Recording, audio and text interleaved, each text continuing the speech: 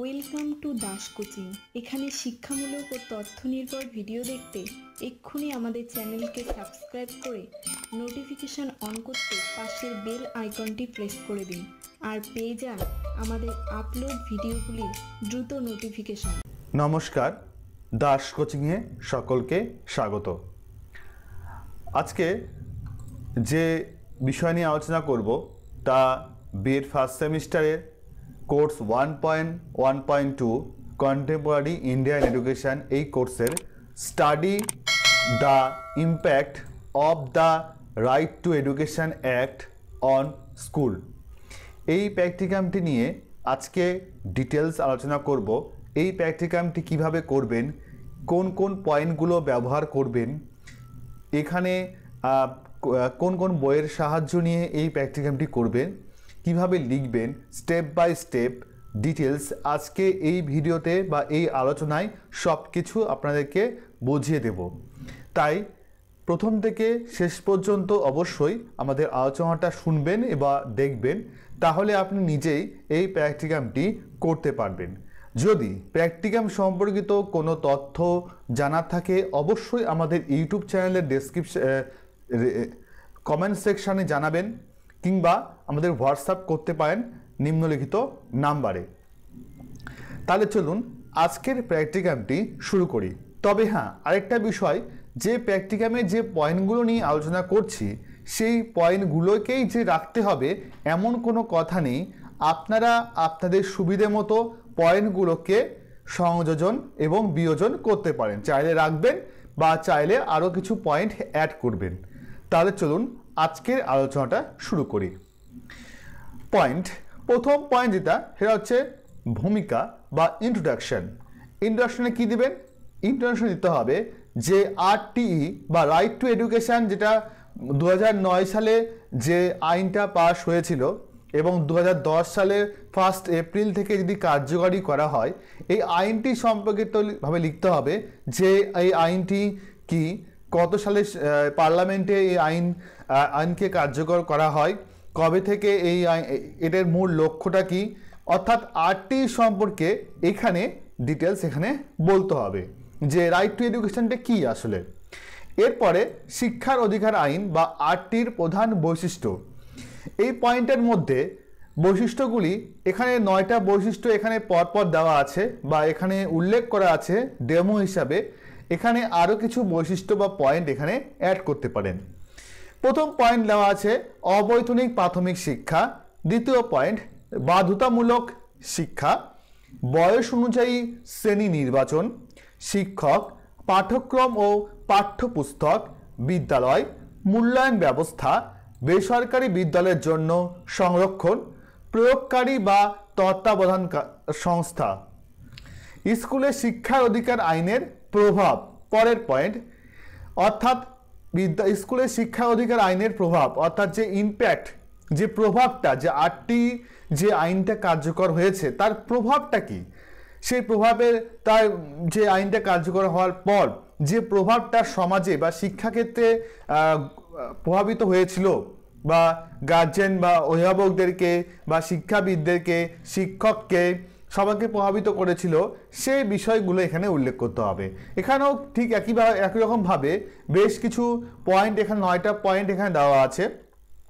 এক হচ্ছে ভর্তির সুযোগ সৃষ্টি, বিনা ব্যয়ে প্রারম্ভিক শিক্ষা, উন্নত শিক্ষা পরিকাঠামো, সার্বিক নিরবিচ্ছিন্ন মূল্যায়ন, বয়স অনুযায়ী পাঠ্যক্রম, ভর্তিকরণ কর্মসূচি, শিক্ষক শিক্ষার্থীর সুষ্ঠু সম্পর্ক, অনগ্রসর শিক্ষার্থীদের বিশেষ ব্যবস্থা, বিদ্যালয় পরিদর্শন ব্যবস্থার উন্নতিকরণ।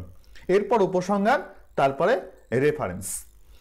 বিষয়টা হচ্ছে আজকে যে প্র্যাকটিকামটি করব এখানে টোটালি ফিল্ড রিপোর্টের কোনো ব্যাপার নেই। টোটালি আমরা প্র্যাকটিকামটি করব টেক্সট বই থেকে পয়েন্টগুলো নিয়ে, অর্থাৎ টেক্সট বইয়ের যে আরটি সম্পর্কে যে তথ্যগুলো দেওয়া আছে সেই তথ্যগুলোকে অ্যানালাইসিস করে, ইন্টারনেট থেকে বিভিন্ন তথ্যগুলোকে সংগ্রহ করে আমাদের মতন প্র্যাকটিকামকে সাজাবো। খুবই সুন্দর একটা প্র্যাকটিকাম, খুবই ইজি একটা প্র্যাকটিকাম। এই প্র্যাকটিকামটা আপনারা যদি আজকের ভিডিওটি দেখেন, পয়েন্টগুলো নিয়ে যখন ডিসকাস করব, তাহলে আপনারা বিভিন্ন আইডিয়া পাবেন, সে আইডিয়া অনুযায়ী প্র্যাকটিকামটা তৈরি করবেন। তাহলে চলুন আর বেশি কথা না বলে আমরা মূল প্র্যাকটিকামটা সম্পর্কে জেনে নিই। প্রথম হচ্ছে ভূমিকা। ভূমিকার মধ্যে কি রাখা হয়েছে? ভূমিকা রাখা হয়েছে যেখানে 8টি কি, এখানে 8টি সম্পর্কে কি বলা হয়েছে সেটা এখানে রাখা হয়েছে। 8টি সম্পর্কে কি বলা হয়েছে রাখা হয়েছে, এবং শিক্ষার অধিকার আইন বা 8টির প্রধান বৈশিষ্ট্যগুলো কি, 8টির প্রধান বৈশিষ্ট্যগুলির মধ্যে যে 9টা বৈশিষ্ট্য এখানে উল্লেখ করা হয়েছে, এছাড়াও আপনারা চাইলে আরও কিছু বৈশিষ্ট্য বা ক্যারেক্টার এখানে অ্যাড করতে পারেন। প্রথম হচ্ছে অবৈতনিক প্রাথমিক শিক্ষা বা অবৈতনিক প্রাথমিক শিক্ষাটা কি, কত থেকে কত বছর বয়সী শিক্ষার্থীকে এই অবৈতনিক প্রাথমিক শিক্ষা দেওয়া হবে, সেখানে কি ধরনের স্কুল থাকবে, এইগুলো এখানে ডিটেলস এখানে দেওয়া হবে।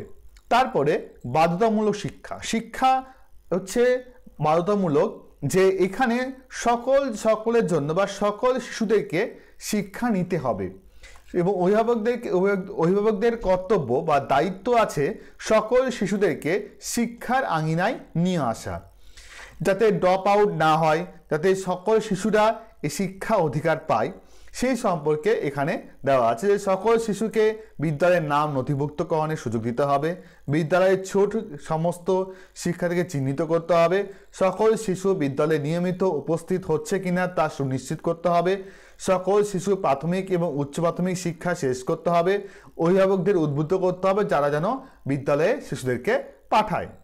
এরপরে বয়স অনুযায়ী শ্রেণী নির্বাচন, যেমন যার বয়স, যেমন কারো যদি 5+ বয়স হয় বা 6 ইয়ার্স বয়স হয়, তাহলে তাকে পিপি অর্থাৎ প্রাথমিক শিক্ষা শ্রেণীতে ভর্তি করতে হবে।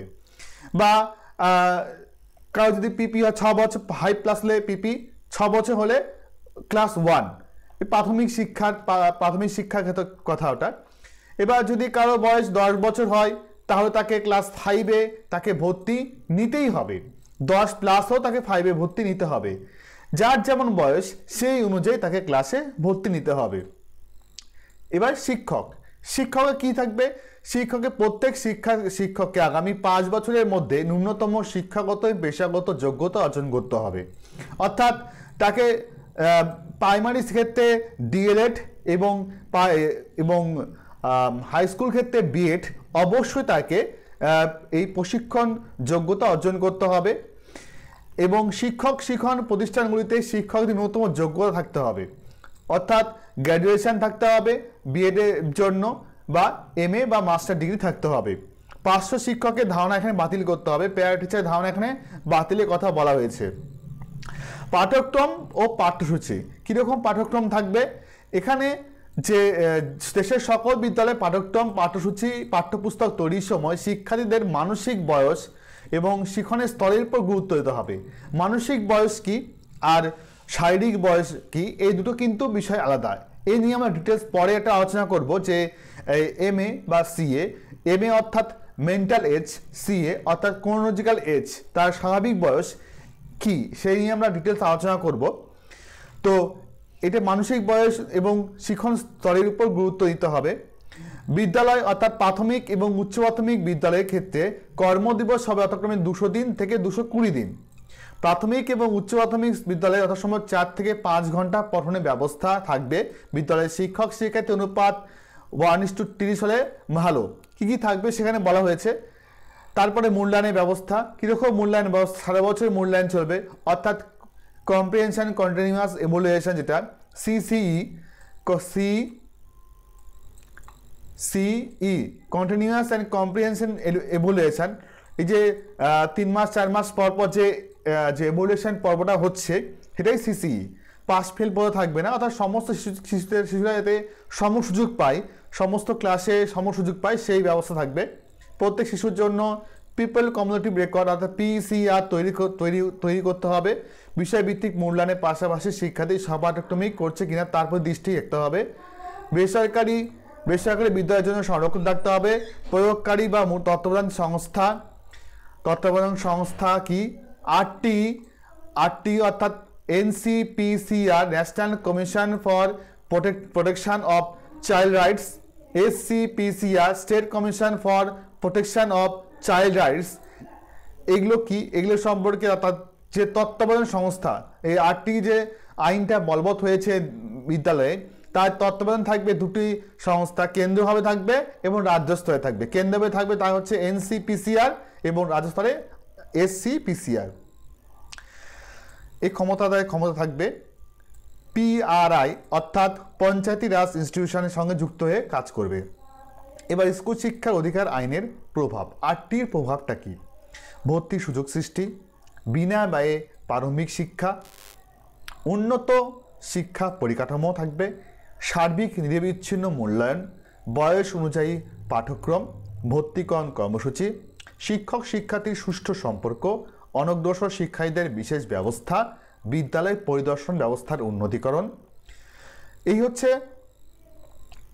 যে প্রভাবটা, অর্থাৎ যে আইনটা হলো আরটি আইনটা হলো, সে আইনটার প্রভাবটা কি? ভর্তির সুযোগ সৃষ্টি হয়েছে, বিনা ব্যয়ে প্রারম্ভিক শিক্ষা, অর্থাৎ শিক্ষার জন্য শিক্ষার্থীকে কোন রকম ব্যয় করতে হবে না।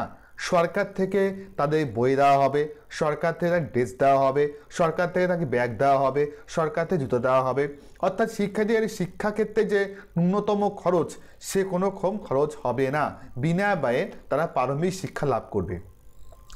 এবার উন্নত শিক্ষা পরিকাঠামো, উন্নত শিক্ষা পরিকাঠামো কি?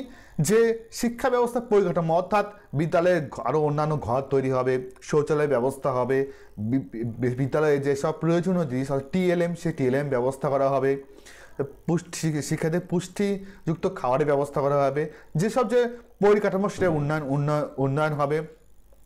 সার্বিক নিরবিচ্ছিন্ন মূল্যায়ন, অর্থাৎ যে শিক্ষার্থীদের কন্টিনিউয়াস এভ্যালুয়েশনটা, সার্বিক যে মূল্যায়নটা, সেই মূল্যায়নটা তাদের পরপর হবে, প্রতি মাসে মাসে তাদের যে ইউনিট টেস্ট বা প্রতি সপ্তাহে শিক্ষক শিক্ষার্থীরা তাদের শিক্ষার্থীদেরকে তাদের যাচাই করবে, তারা আসলে কতখানি শিখতে পারছে, কোন কোন বিষয়ে তারা শিখতে পারছে সেগুলো যাচাই করবে।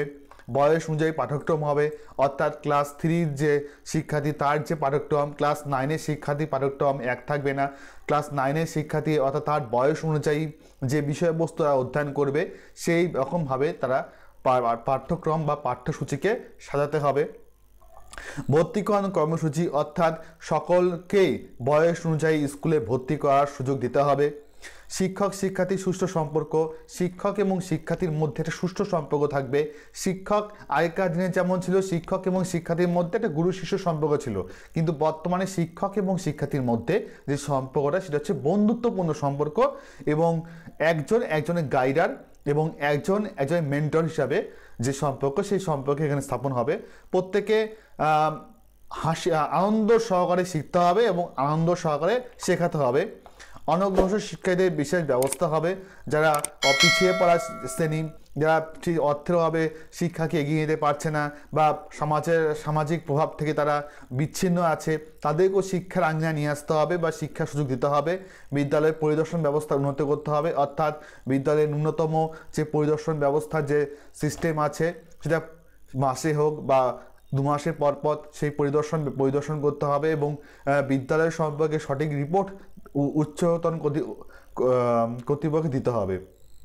এই যে বিষয়গুলো, যে প্রভাবটা, এফেক্টটা, সেই এফেক্টটা হয়েছে কি আরটি আইনের ফলে। ঠিক আছে, এখানে 9টা পয়েন্ট এখানে উল্লেখ করা আছে, এবং ডেমোতেও একই বিষয়টাই আমরা ডেমো হিসাবে পিডিএফটা আপনারা ডাউনলোড করবেন, নিচে ডেসক্রিপশন বক্সে লিঙ্ক দেওয়া থাকবে। এবং আমরা যতগুলো পিডিএফ দিয়েছি বাংলা ভার্সানে, তার ইংলিশ ভার্সানটাও খুব শীঘ্রই আমরা দিয়ে দেব, নিচেই থাকবে, আপনারা একটু চেক করে নেবেন, কিংবা ওয়েবসাইটে গিয়েও আপনারা দেখতে পারেন, ক্যাটাগরিতে ইংলিশ ভার্সানগুলো আপনারা আস্তে আস্তে কিছুদিনের মধ্যে পেয়ে যাবেন। তারপর হচ্ছে উপসংহার, অর্থাৎ যে প্র্যাকটিকামটা এখানে করা হচ্ছে তার সে সম্পর্কে আপনার নিজস্ব বক্তব্যটা কি, এই প্র্যাকটিকামের ক্ষেত্রে আপনি কি শিখেছেন, কি শিক্ষা অর্জন করলেন, আপনার নিজস্ব অভিজ্ঞতা, নিজস্ব দৃষ্টিভঙ্গি এখানে উল্লেখ করতে হবে। এবং তারপরে আছে রেফারেন্স বা কি বই এখানে আইলি রাতিটা দুটো বই এখানে ব্যবহার করে প্র্যাকটিস করা হয়েছে। এছাড়াও যদি বিএড আরও প্রচুর বই আছে, সব বই এখানে নাম উল্লেখ করা নাই, যেটা আমরা সকলে চিনি বলে এই দুটো বই নামটা বেশি করে উল্লেখ করা হয়, যে বিএডের এগুলাই এই প্রকাশন বা পাবলিকেশনরাই বেশি বই ব্যবহার করে তৈরি করে পাবলিশ করে। এছাড়াও প্রচুর আছে, সোমা প্রকাশনী আছে, ঠিক আছে, আরও অন্যান্য প্রচুর লেখকের বই আছে, সেই বইগুলো এখানে দেখে আপনারা এই প্র্যাকটিকামটা তৈরি করতে পারেন। কোনো সমস্যা নেই, খুব সুন্দর একটা প্র্যাকটিকাম। নিজেদের মতন করে পয়েন্টগুলো যদি মনে করেন যে পয়েন্টগুলোকে ইউজ করবেন, তাহলে এই পয়েন্টগুলোকে নিয়ে আপনারা প্র্যাকটিকামটা সাজাতে পারেন, ঠিক আছে। তাহলে সকলকে অনেক অনেক ধন্যবাদ আজকে প্র্যাকটিকামটি প্রথম থেকে শেষ পর্যন্ত বিষয়টা মনোযোগ সহকারে শোনার জন্য এবং আলোচনায় অংশগ্রহণ করার জন্য। যদি আরও আলোচনা আপনারা অংশগ্রহণ করতে চান, তাহলে অবশ্যই আমাদের চ্যানেলটাকে সাবস্ক্রাইব করবেন। এবং যদি আপনাদের কোনো আরও কোনো প্রশ্ন থাকে বা আরও কিছু জিজ্ঞাসা থাকে, অবশ্যই আমাদের চ্যানেল কমেন্ট সেকশনে কমেন্ট করবেন। খুব শীঘ্রই আপনাদের সেই কমেন্টের ভিত্তিতে আমরা ভিডিওগুলি বা আলোচনাগুলি শুরু করব বা নিয়ে আসব। সকলকে অনেক অনেক ধন্যবাদ। আর হ্যাঁ, এই হোয়াটসঅ্যাপ নম্বরে হোয়াটসঅ্যাপ করবেন কি সমস্যা, অনেকে হোয়াটসঅ্যাপ করছেন, সঠিকভাবে আমরা সেই বিভিন্ন কাজের মধ্য দিয়ে উত্তর দেওয়া সম্ভব হচ্ছে না, তবে অবশ্যই প্রত্যেকে আমরা উত্তর আমরা দিয়ে থাকি। আমরা চেষ্টা করব প্রত্যেকের সমস্যার সমাধান, সুষ্ঠু সমাধান চেষ্টা করার। তো আজকে এ পর্যন্ত। আপনারা অবশ্যই দাস কোচিংয়ের সাথে থাকবেন এবং আমাদের পাশে থাকবেন, এবং সবাইকে অনেক অনেক ধন্যবাদ, শুভেচ্ছা এবং অভিনন্দন।